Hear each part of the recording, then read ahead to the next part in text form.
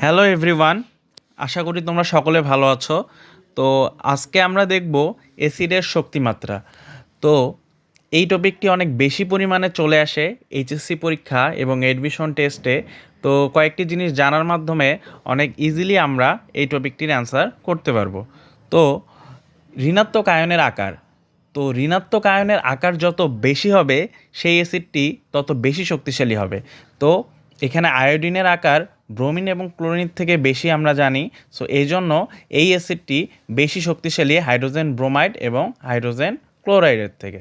আচ্ছা, এবার কেন্দ্রীয় পরমাণুর জারণ সংখ্যা যার যত বেশি হবে সেই অ্যাসিডটি তত বেশি শক্তিশালী হবে। এখানে আমরা দেখতে পাচ্ছি যে +7 +6 +5 +4। সো এই অ্যাসিডটির দেখা যাচ্ছে কেন্দ্রীয় পরমাণুর জারণ সংখ্যা বেশি, এজন্য এই অ্যাসিডটি বেশি শক্তিশালী।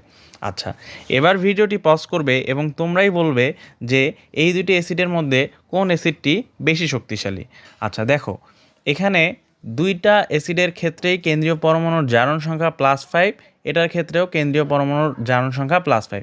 সো যদি এরকম কেস আসে যে দুটিরই কেন্দ্রীয় পরমাণুর জারণ সংখ্যা সেম, তাহলে যেই অ্যাসিডটির কেন্দ্রীয় পরমাণুর আকার হচ্ছে গিয়ে যত ছোট হবে সেই অ্যাসিডটি তত বেশি শক্তিশালী হবে। আমরা জানি নাইট্রোজেন এবং ফসফরাসের মধ্যে নাইট্রোজেনের আকার ছোট, এজন্য এই অ্যাসিডটি বেশি শক্তিশালী হবে। তো ধন্যবাদ সকলকে। যদি এরকম আরও ভিডিও পেতে চাও তাহলে চ্যানেলটিকে সাবস্ক্রাইব করে রাখো, আর ভিডিওটি ভালো লাগলে লাইক দিতে পারো। ধন্যবাদ।